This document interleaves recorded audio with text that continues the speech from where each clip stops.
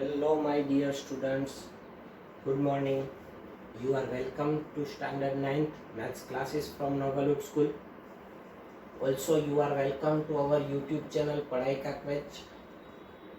आप लोगों को पता है प्रीवियस लेक्चर में हमने एक्सरसाइज 6.1 कंप्लीट कर ली है. कुछ एंगल्स के रिलेशन के ऊपर डिपेंडेबल थी. अब आगे कुछ और एंगल्स आप ये एक्चुअली बेसिक में स्टडी कर चुके हो लोअर स्टैंडर्ड में.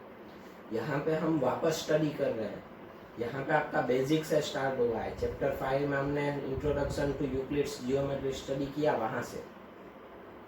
अब एक डेफिनेशन आती है ट्रांसवर्सल की.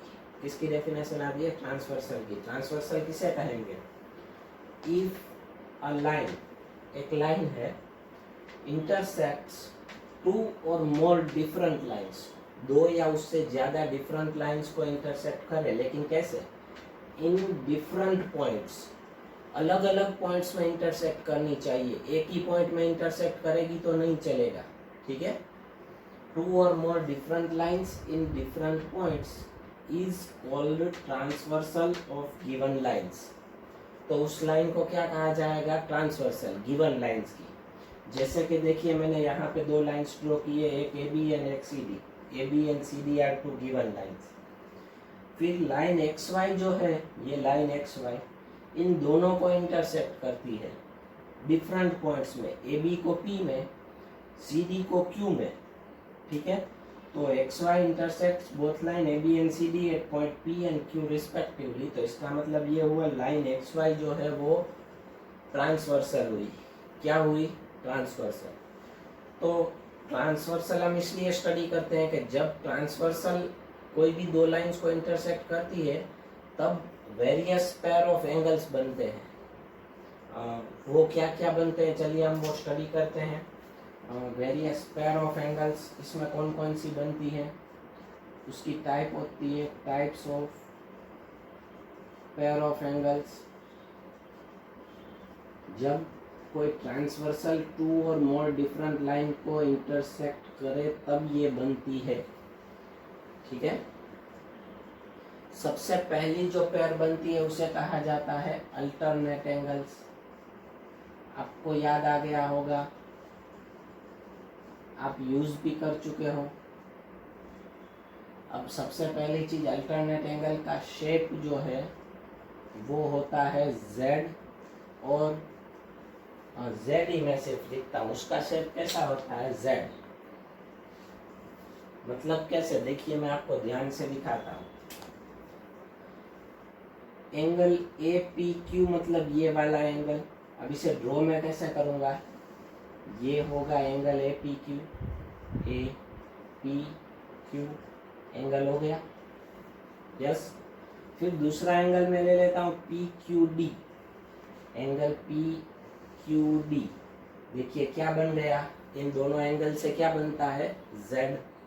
तो अगर दो एंगल से Z बनता है तो उसे कहा जाएगा अल्टरनेट एंगल्स. क्या कहा जाएगा? Alternate angles. उनका शेप कौन सा होगा? Z. अब उसकी पेयर्स कितनी मिलेंगी? उसकी पेयर्स कितनी मिलेंगी अल्टरनेट एंगल्स की? तो दो पेयर मिलेंगी. यहाँ पे. कहाँ पे? जब आपको दो लाइंस और उसकी एक ट्रांसवर्सल गिवन हो, तब दो से ज्यादा लाइन हो तब चेंज हो जाता है. ठीक है. पेयर दो मिलेंगी. आप बोलोगे सर एक ही Z हुआ, दूसरा कैसे बनेगा? मैं दिखाता हूँ आपको. Angle BPQ. Angle BPQ. फिर दूसरा एंगल मैं लूंगा PQC. PQC. ये दोनों एंगल्स. देखिए ये Z जैसा ही है, Z जैसी ही फिगर हुई, लेकिन ये मिरर Z है. कैसा Z है? मिरर. ठीक है. मिरर में आप इसे देखोगे तो ये थोड़ा सा Z से मैच होगा. तो अगर Z शेप है तो उसे कहा जाएगा अल्टरनेट एंगल्स. और जब दो लाइंस और एक ट्रांसवर्सल गिवन हो तब अल्टरनेट एंगल्स की दो पेयर बनती है. कितनी पेयर्स बनती हैं? दो. ठीक है. अब एक और चीज बता दूं, यहाँ पे आप पेयर्स लिख सकते हो, लेकिन उनके मेजर का भी एक रिलेशन है। Measures are equal, measures are equal होते हैं, लेकिन कब? मैं यहाँ पे बोथ इम्प्लाइज की साइन करूंगा। Two lines are parallel. अगर आपको गिवन दो लाइन जो हैं वो पैरेलल होती हैं, मतलब A B and C D अगर पैरेलल हैं तो अल्टरनेट एंगल्स इक्वल होते हैं। देखिए, अगर लाइंस पैरेलल ना हो तो अल्टरनेट एंगल्स मिलते हैं, लेकिन उनके मेजर्स इक्वल नहीं होते। मेजर्स इक्वल कब होते हैं? जब given two lines are parallel. और मैंने बोथ इम्प्लाइज किया है। बोथ इम्प्लाइज का मीनिंग आपको पता है, मैंने सेकंड चैप्टर में आपको समझाया है। मतलब ये सेंटेंस कन्वर्स भी ट्रू है। अगर दो अल्टरनेट एंगल, देखिए, मेजर्स इक्वल हुए होंगे तो लाइंस पैरेलल होंगी, और अगर लाइंस पैरेलल हैं तो मेजर्स इक्वल होंगे अल्टरनेट एंगल्स के। आपके या मेरे नहीं, किसके? अल्टरनेट एंगल्स के। क्लियर? समझ में आ गया? अगर लाइंस पैरेलल हैं तो अल्टरनेट एंगल्स इक्वल होंगे, अगर अल्टरनेट एंगल्स इक्वल होंगे तो लाइंस पैरेलल है। ठीक है, चलिए उसके बाद सेकंड वन में जाता हूँ। अल्टरनेट के बाद आएगा करस्पॉन्डिंग एंगल्स।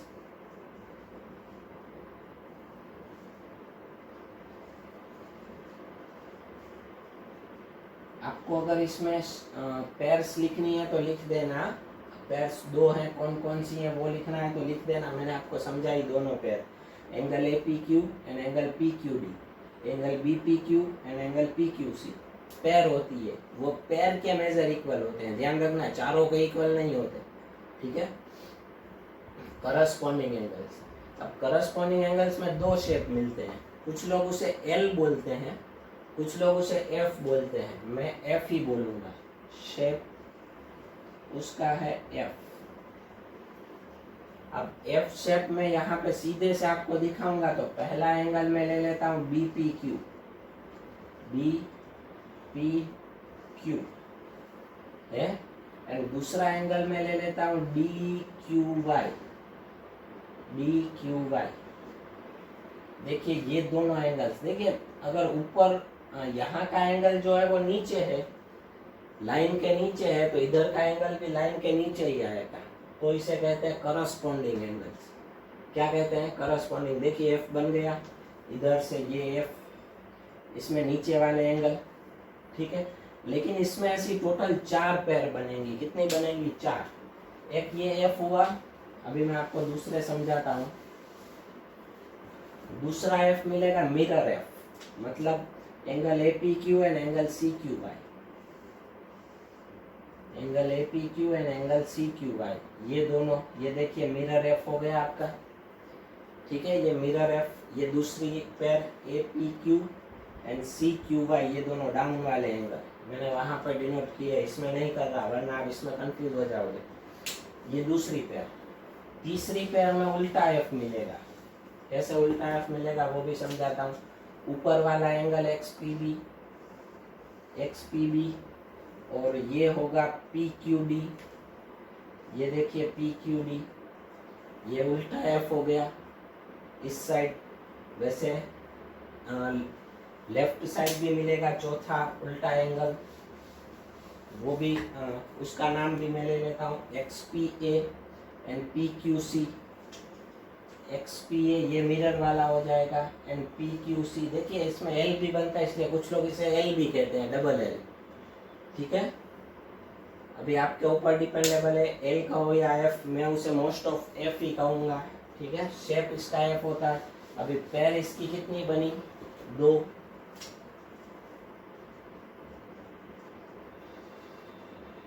सॉरी, पैर चार बनी है, दो नहीं। अब मेजर्स, इसके भी मेजर्स जो हैं वो इक्वल होते हैं। पैर के, पैर में जो दो एंगल आते हैं ना, दोनों के इक्वल होते हैं। एक का मेजर आपको गिवन है तो दूसरा उतना ही होगा। ठीक है, मेजर्स आर इक्वल, उसको भी मैं बोथ इंप्लाइज लिखता हूँ if two lines are parallel. Lines parallel हैं तो मेजर इक्वल होंगे, मेजर इक्वल है तो लाइंस पैरेलल होंगी, ठीक है, कन्वर्स भी ट्रू है। अब थर्ड एंड लास्ट पेयर आती है, third and last type, interior angles of same side of transversal.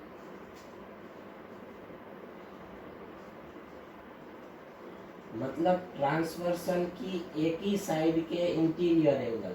चलिए हम देखते हैं यहाँ पे ट्रांसवर्सल, ट्रांसवर्सल दिख रही है आपको यहाँ पे, कौन है ट्रांसवर्सल? यस, वेरी गुड, हमने यहाँ पे लिखा है x Y is transversal.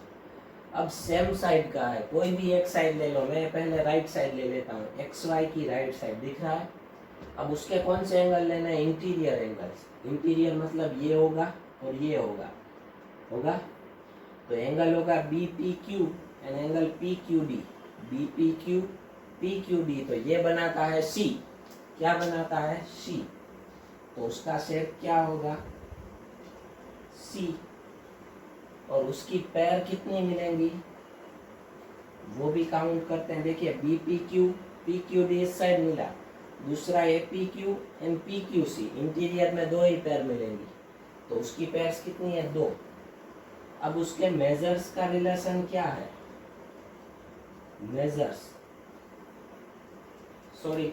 Measures का रिलेशन ये होगा, एंगल्स आर सप्लीमेंट्री, या तो ऐसा भी लिख सकते हैं, सम ऑफ मेजर्स इज 180 डिग्री।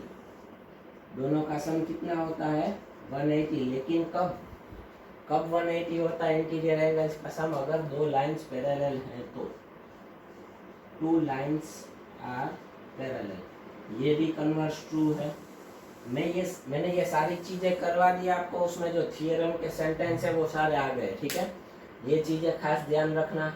अब ये अगर आप समझ गए हो तो फटाफट ये लिख लो, फिर आगे हम वीडियो कंटिन्यू करेंगे, उसमें एक्सरसाइज 6.2 के कुछ सम्स लेते हैं। चलिए ये लिख लीजिए।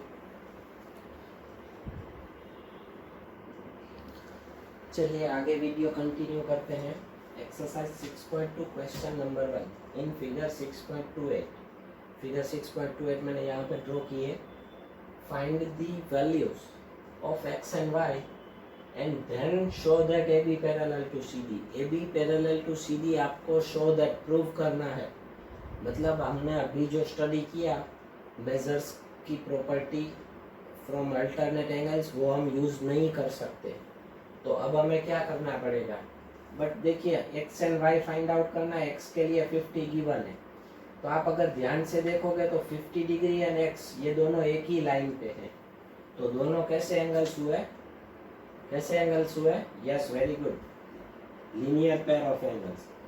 तो here 50 degree and X are linear pair angles. या तो डायरेक्ट आप ले लो, लीनियर पेयर एंगल्स है तो उनके मेजर की प्रॉपर्टी क्या है, हम प्रीवियसली स्टडी कर चुके हैं, दोनों का सम कितना होता है? 180।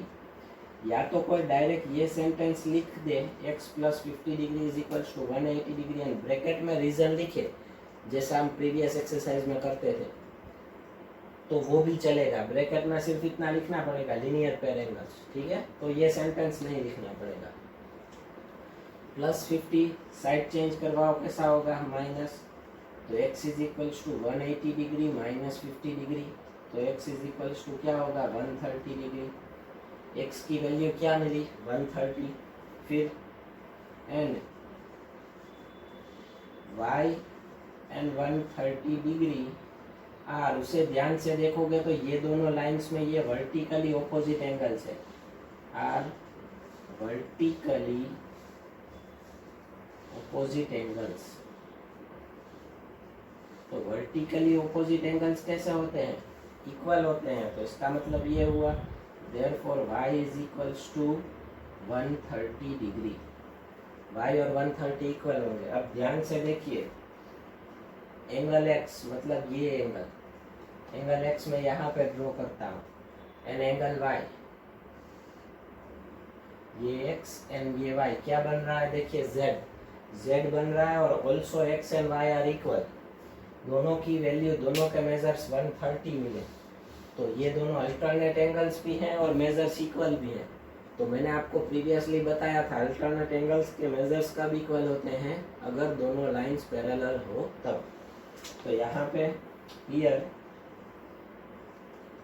x is equals to y and xy are alternate angles।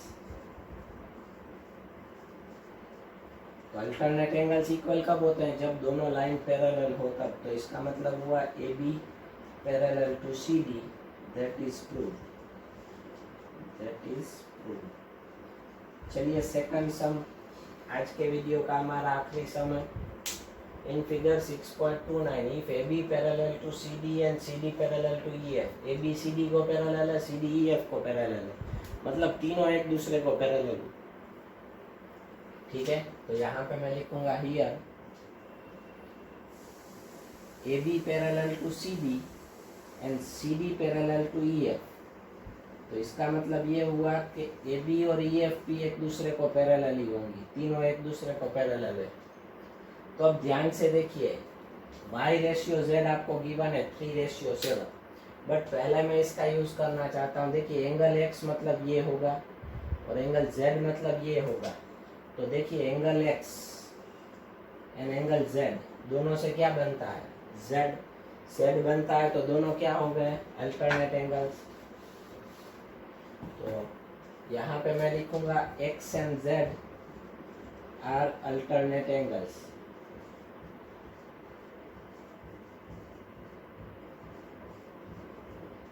अब अल्टरनेट एंगल्स हैं, लेकिन किसके, पैरेलल लाइंस के। A B and E F दोनों पैरेलल है। थोड़ी देर के लिए इसे भूल जाना, तो ये एक्स एंगल पूरा होगा और इधर से ये जेड होगा। तो x and z are alternate angles. तो इसका मतलब ये हुआ एक्स इक्वल्स टू जेड, दोनों इक्वल है। क्लियर, यस और नो, एक्स और जेड इक्वल है। तो अब रेशियो आपको गिवन है, y ratio z is equals to 3:7। So अब हम एज्यूम कर लेंगे, वैसे तो रेशियो गिवन हो तब हम उसके साथ x एज्यूम करते हैं, बट इस बार x यहाँ पे गिवन है तो x के बदले k एज्यूम करेंगे। y is equals to 3k and z is equals to 7k। ठीक है, y is equals to 3k and z is equals to 7k। अब ध्यान से देखो फिगर में, here A B parallel to C D, A B और C D एक दूसरे को पैरेलल है। तो ये देखिए एक्स एंड वाई क्या बनाते हैं, सी बनाते हैं, मिरर वाला सी। तो interior angles of same side of transversal, तो अगर लाइंस पैरेलल हैं तो उनका सम कितना होगा, 180 डिग्री। क्या लिखूंगा मैं, reason interior angles of same side of transversal. आप ट्रांसवर्सल पूरा लिखना, मैंने शॉर्ट में लिखा है। ठीक है, अब x and y, x is equals to z and y is equals to 3k, z is equals to 7k। तो 3k plus 7k is equals to 180। 3k plus 7k होगा 10k इज इक्वल्स टू 180। 10 को उधर लेके जाओ, multiply में division में 180 upon 10, so k is equals to 18 degree. कि हमें फाइंड आउट नहीं करना, हमें तो फाइंड करना है x is equals to z is equals to 7k। तो x इज इक्वल्स टू भी 7k हो जाएगा। तो अब आपको जो करना होगा, मैं यहाँ पे लिख रहा हूँ बॉक्स में, आपको नीचे ही लिखना होगा इसके बाद, x is equals to 7k, k की वैल्यू 18, 7 मल्टीप्लाई बाई 18 कितना होगा, 126 degree. x is equals to 126 degree and sum is over. हर एक सम में अलग अलग ट्रिक जियोमेट्री में होती है, हमें हमारा लॉजिक चलाना होता है। लेकिन वो लॉजिक हम कब चला सकते हैं, जब मैं जो स्टार्टिंग में आपको कंसेप्ट देता हूँ, वो कंसेप्ट अगर आप ठीक से स्टडी करोगे, वो समझ में आएगा, तो अपना लॉजिक चला पाओगे। ठीक है, कोई क्वेरी है तो कांटेक्ट करें। आज के वीडियो में इतना ही। गुड बाय, जय हिंद।